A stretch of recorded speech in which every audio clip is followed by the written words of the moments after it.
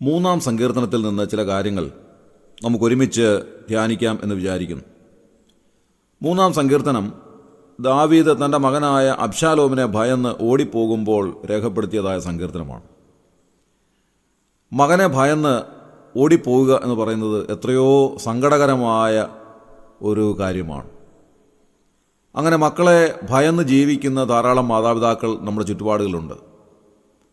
ഏതാനും ചില നാളുകൾക്ക് മുൻപ് ഒരു മകൾ തൻ്റെ മാതാവിനോട് ചെയ്ത അതിക്രൂരമായ നിഷ്ഠൂരമായ കാര്യങ്ങൾ വാർത്താമാധ്യമങ്ങളിലൂടെ നാം കാണുകയുണ്ടായി.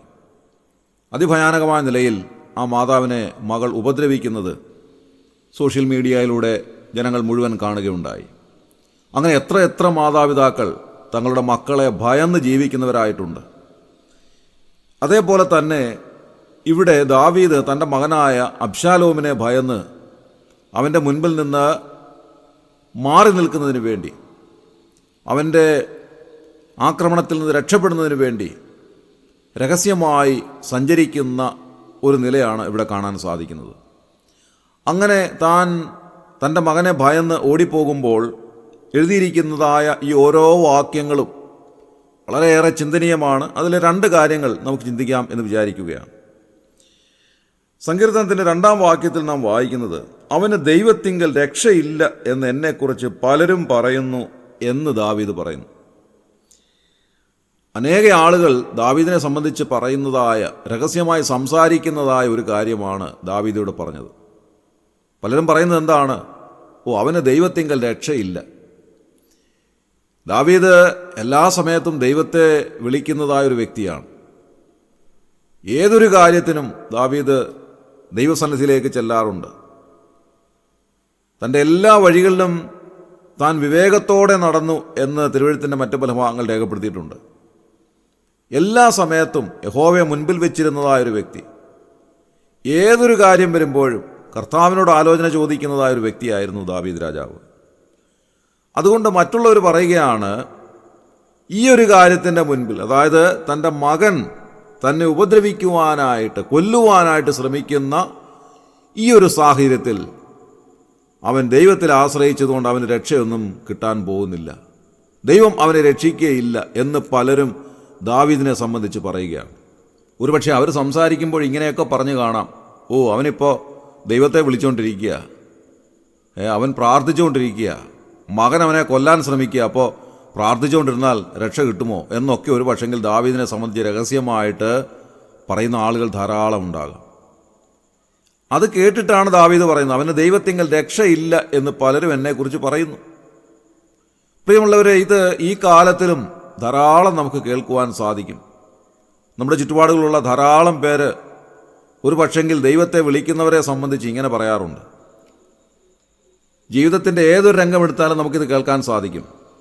രോഗം വരുന്ന സമയത്ത് നിങ്ങൾ ദൈവത്തെ വിളിക്കേണ്ട, നിങ്ങൾ ഏതെങ്കിലും നല്ല ഹോസ്പിറ്റലിൽ പോയാട്ടെ എന്ന് പറയുന്ന ധാരാളം ആളുകളെ നമ്മുടെ ചുറ്റുപാടുകൾ കാണാൻ കഴിയും. ജോലിയോടുള്ള ബന്ധത്തിൽ യൗവനക്കാരോട് പറയും, നിങ്ങൾ നന്നായിട്ട് പഠിച്ചാട്ടെ, നിങ്ങൾക്ക് ജോലി കിട്ടും, നിങ്ങൾ ദൈവത്തെ വിളിച്ചുകൊണ്ടിരുന്നിട്ട് കാര്യമൊന്നുമില്ല. അങ്ങനെ ഏതൊരു രംഗമെടുത്താലും അവിടെ എല്ലാം മറ്റുള്ളവരുടെ ഉപദേശം നമുക്ക് കേൾക്കാൻ സാധിക്കുന്നത് ഇങ്ങനെയാണ്: ദൈവത്തിങ്കൽ രക്ഷയൊന്നുമില്ല, നിങ്ങളുടെ ജീവിതത്തെ സംബന്ധിച്ച് നിങ്ങൾ തന്നെ നിങ്ങളുടെ കാര്യങ്ങളൊക്കെ ചെയ്താട്ടെ എന്ന് നമ്മെ ഉപദേശിക്കുന്ന ധാരാളം ആളുകളെ നമ്മുടെ ചുറ്റുപാടുകളിൽ നാം കാണുകയാണ്. ഇതേ ഒരു അവസ്ഥയിലാണ് ദാവീദും. ദാവീദിനെ പറ്റി പലരും പറയുകയാണ്, അവന് ദൈവത്തിങ്കൽ രക്ഷയില്ല. എന്നാൽ പ്രിയമുള്ളവരെ, ദാവീദ് രാജാവ് പറയുന്നത് എന്താണ്? യഹോവയായ ദൈവമേ, അവിടുന്ന് എനിക്ക് ചുറ്റും പരിചയമാണ്. അതുതന്നെയല്ല, എൻ്റെ മഹത്വമാണ്. അവിടുന്ന് എൻ്റെ തല ഉയർത്തുന്നവനാണ്. ഇത് തൻ്റെ ഹൃദയത്തിൽ ആഴത്തിൽ വിശ്വസിച്ചിരുന്നതായ ഒരു കാര്യമാണ്. തൻ്റെ ജീവിത അനുഭവങ്ങളിൽ നിന്ന് ദാവീദ് പറയുന്നതായ കാര്യമാണിത്. എനിക്ക് ചുറ്റും പരിചയമായിട്ട് അവിടുന്നുണ്ട്. നമുക്കറിയാം, പരിചയം എന്ന് പറയുന്നത് ശത്രുവിൻ്റെ വാളുകൊണ്ടുള്ള വെട്ടിനെ തടുക്കുന്നതായ ഉപകരണമാണ്.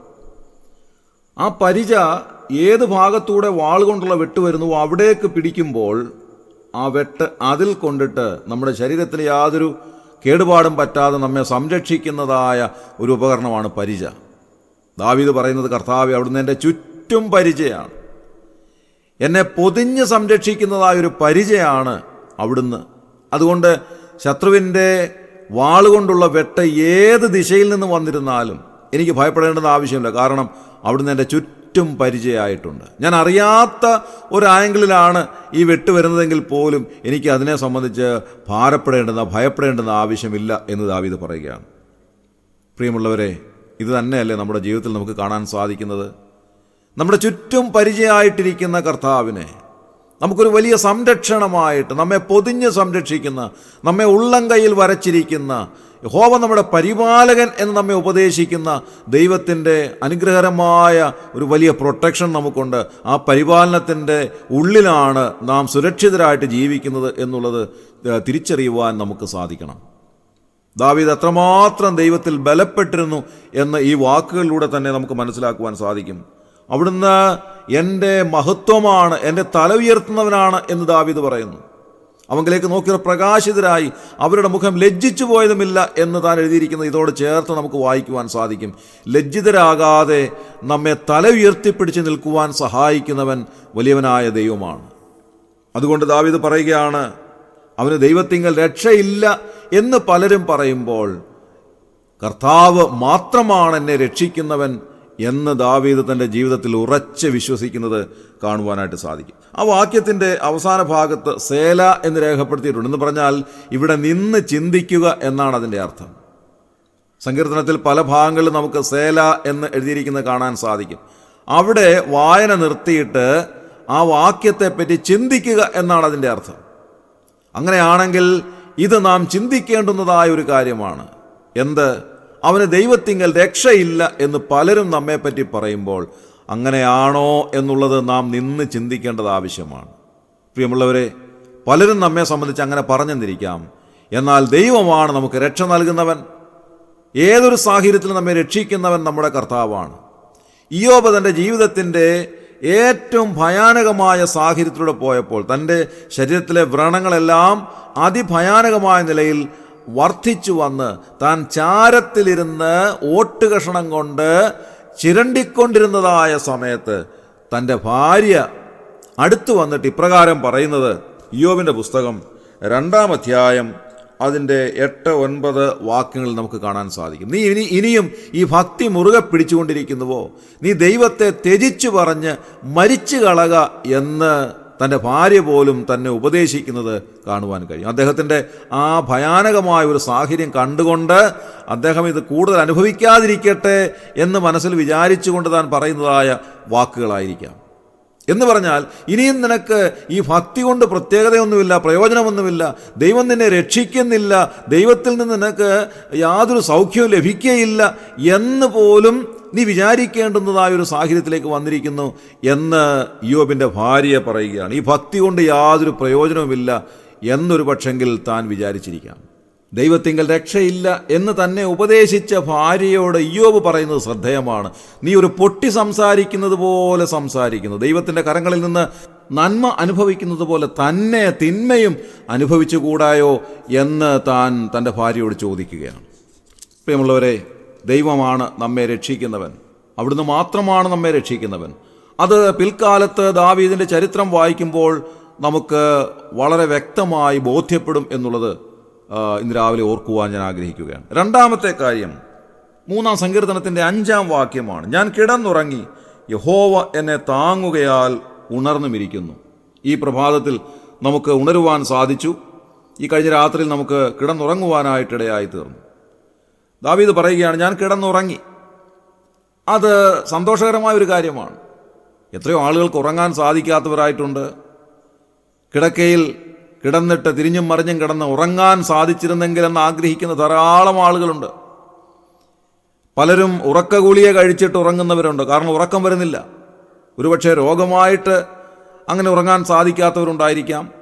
ഉറക്കമില്ലാതെ ദിവസങ്ങളോളം ഉറക്കമില്ലാതെ കഴിയുന്ന ധാരാളം ആളുകൾ.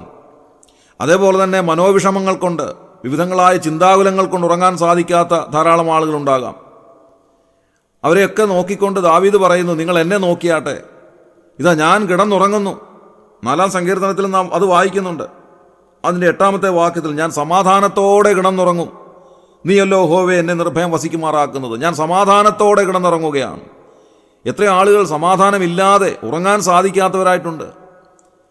എത്ര നല്ല പട്ടുമെത്തയിൽ കിടന്നാലും തിരിഞ്ഞും മറിഞ്ഞും കിടന്ന് ഉറക്കം കണ്ണുകളിലേക്ക് വരാനായിട്ട് ആഗ്രഹിക്കുന്ന ധാരാളം ആളുകൾ, പല വിധത്തിലുള്ള ചിന്താകുലങ്ങൾ മനസ്സിലേക്ക് വരുമ്പോൾ ഉറക്കം നഷ്ടപ്പെടുന്നതായ ധാരാളം ആളുകൾ, നാളത്തെ ദിവസത്തെ ഓർത്ത് വിചാരപ്പെടുന്ന ഭാരപ്പെടുന്ന ധാരാളം ആളുകളുണ്ട്. ഉറങ്ങാൻ സാധിക്കാതെ ഇരിക്കുന്ന ധാരാളം ആളുകൾ. പക്ഷേ ദാവീദ് പറയുകയാണ്, എൻ്റെ മകൻ എന്നെ കൊല്ലാനായിട്ട് ശ്രമിച്ച് അവൻ്റെ മുൻപിൽ നിന്ന് ഞാൻ ഓടിപ്പോകുന്ന സമയത്തും എനിക്ക് കിടന്നുറങ്ങാൻ സാധിക്കുന്നു. ഞാൻ സുഖമായിട്ട് കിടന്നുറങ്ങുന്നു. എത്ര അത്ഭുതകരമായൊരു കാര്യമാണിത്. താൻ മകനെ ഭയന്ന് വളരെ പ്രയാസകരമായ നിലയിൽ രക്ഷപ്പെടുവാനായിട്ട് ശ്രമിക്കുന്ന ഒരു പിതാവ് പറയുകയാണ്, ഞാൻ കിടന്നുറങ്ങി, യഹോവ എന്നെ താങ്ങുകയാൽ ഞാൻ ഉണർന്നുമിരിക്കുന്നു. ഈ കഴിഞ്ഞ രാത്രിയിൽ യഹോവ നമ്മെ താങ്ങി. അതുകൊണ്ടാണ് നമുക്കിന്ന് രാവിലെ ഉണരുവാൻ സാധിച്ചത്. ഉറക്കമെന്ന് പറയുന്നത് ഒരു അർത്ഥമരണാവസ്ഥയാണ് എന്ന് വൈദ്യശാസ്ത്രം പറയുന്നുണ്ട്. ആ ഉറക്കത്തിൽ നിന്ന് തിരികെ ഉണർന്നു വരണമെങ്കിൽ ദൈവം സഹായിക്കണം, ദൈവം അനുവദിക്കണം എന്നുള്ളത് നാം തിരിച്ചറിയേണ്ടത് ആവശ്യമാണ്. അതുകൊണ്ട് ദാവീദ് പറയുകയാണ്, ഞാൻ കിടന്നുറങ്ങി, സമാധാനത്തോടെ എനിക്ക് കിടന്നുറങ്ങുവാൻ സാധിച്ചു. എത്ര വലിയ പ്രതിസന്ധിയായിരുന്നാലും എനിക്ക് ഉറങ്ങുവാൻ സാധിക്കുന്നു. കാരണം എന്താണ്? യഹോവ എന്നെ താങ്ങുന്നു, യഹോവ എന്നോട് കൂടെയുണ്ട്, അവിടുന്ന് എൻ്റെ ചുറ്റും പരിചയമാണ്.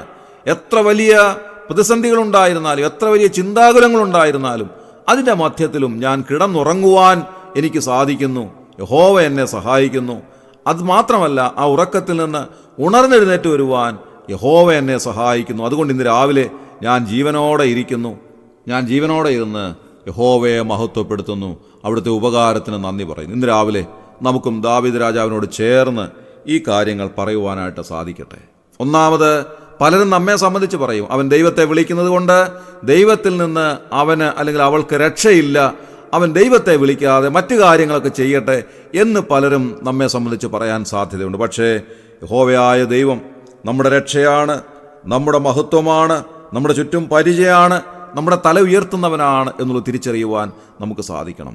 രണ്ടാമത്, ഏതൊരു സാഹചര്യത്തിലും എനിക്ക് സമാധാനത്തോടെ കിടന്നുറങ്ങുവാൻ സാധിക്കുന്നു, യഹോവ എന്നെ താങ്ങുന്നത് കൊണ്ട് ഞാൻ ഉണർന്നുമിരിക്കുന്നു എന്നുള്ളത് അംഗീകരിക്കുവാൻ, ദൈവത്തിന് നന്ദി പറയുവാൻ നമുക്കിടയായിത്തീരണം. ഇന്ന് രാവിലെ കർത്താവ് തന്നതായ ഈ ആയുസ്സിനായ ആരോഗ്യത്തിനായി, കർത്താവ് നമ്മെ ഉണർത്തിയതിനായി കർത്താവിന് സകല നന്ദിയും അർപ്പിക്കാം. നമ്മുടെ കണ്ണുകളെ അടയ്ക്കാം, പ്രാർത്ഥിക്കാം. ദൈവമേ, ഞങ്ങളുടെ സ്വർഗ്ഗീയ നല്ല പിതാവേ, ഞങ്ങൾക്ക് നൽകിയ നല്ല പ്രഭാതത്തിനായി നന്ദിയോടെ സ്തോത്രം ചെയ്യുന്നു. കഴിഞ്ഞ രാത്രിയിൽ സുഖകരമായ നിദ്ര ഞങ്ങൾക്ക് നൽകിയതിനായി ഞങ്ങൾ നന്ദിയോടെ സ്തുതിക്കുന്നു. കർത്താവെ, ഞങ്ങൾ ചിന്തിച്ചതുപോലെ ഉറക്കമില്ലാത്ത ധാരാളം ആളുകൾ ഞങ്ങളുടെ ചുറ്റുപാടുകളുണ്ട്. അവരെയൊക്കെ ഞങ്ങൾ ഓർത്ത് പ്രാർത്ഥിക്കുകയാണ്. കർത്താവെ, അവർക്കൊക്കെ അവിടുന്ന് സമാധാനവും സന്തോഷവും അവരുടെ ജീവിതത്തിൽ നൽകണമെന്ന് പ്രാർത്ഥിക്കുന്നു. ഞങ്ങൾ ഉറങ്ങിയപ്പോൾ അവിടുത്തെ ദൂതന്മാരാൽ ഞങ്ങളെ കാവൽ ചെയ്തതിനായി ഞങ്ങൾ നന്ദി പറയുന്നു. ഇന്ന് രാവിലെ ഞങ്ങളെ ഉണർത്തിയതിനായി ഞങ്ങൾ നന്ദിയോടെ സ്തോത്രം ചെയ്യുന്നു. ഇന്നത്തെ ദിവസം കർത്താവെ, അവിടുത്തെ സമാധാനം അനുഭവിച്ച് ജീവിപ്പാൻ ഞങ്ങളെ ഇടയാക്കണമേ. അവിടെ ഞങ്ങളോട് കൂടെ എല്ലാ സമയത്തും ഉള്ളതിനായി ഞങ്ങൾ നന്ദിയോടെ സ്തുതിക്കുന്നു. അവിടെ ഞങ്ങളുടെ ചുറ്റും പരിചയമായിട്ടുള്ളതിനായി ഞങ്ങൾ നന്ദി പറയുന്നു. ശത്രുവിൻ്റെ ഏതൊരു ആക്രമണത്തെയും തകർത്ത് കളയുന്ന അവിടുത്തെ സാന്നിധ്യം ഞങ്ങളുടെ ചുറ്റുമുള്ളതിനായി ഞങ്ങൾ നന്ദിയോടെ സ്തോത്രം ചെയ്യുന്നു. ഇന്നത്തെ ദിവസം ആ ഒരു വലിയ ഓർമ്മയിൽ, ആ ഒരു വലിയ ഉറപ്പിൽ ജീവിപ്പാൻ ഞങ്ങളെ ഇടയാക്കണമേ. കർത്താവെ, സുരക്ഷിതരായി ജീവിപ്പാൻ, സമാധാനത്തോടെ സന്തോഷത്തോടെ ജീവിപ്പാൻ ഞങ്ങളെ ഇടയാക്കണമേ. ഏതൊരു പ്രതിസന്ധിയുടെ മുൻപാകെയും കർത്താവെ, ഞങ്ങൾക്ക് സമാധാനത്തോടെ കിടന്നുറങ്ങുവാനും സന്തോഷത്തോടെ യഹോവ എന്നെ താങ്ങിയതുകൊണ്ട് ഞാൻ ഉണർന്നുമിരിക്കുന്നു എന്ന് പറഞ്ഞുകൊണ്ട് ദൈവത്തിന് മഹത്വം കരയറ്റുവാനും ഞങ്ങൾ ഇടയാക്കണമെന്ന് പ്രാർത്ഥിക്കുന്നു. ഈ ശുശ്രൂഷയെ സംബന്ധിച്ച് എല്ലാവരെയും അവിടുന്ന് അനുഗ്രഹിക്കുകയും സഹായിക്കുകയും ചെയ്താട്ടെ. അവിടുന്ന് അങ്ങനെ ചെയ്തതിനായി ഞങ്ങൾ നന്ദി പറയുന്നു. ഞങ്ങളുടെ പ്രാർത്ഥന കേട്ടിരിക്കയാൽ സ്തോത്രം. ഞങ്ങളുടെ കർത്താവ് രക്ഷിതാവുമായ യേശു ക്രിസ്തുവിൻ്റെ ധന്യമായ നാമത്തിൽ തന്നെ. ആമേൻ.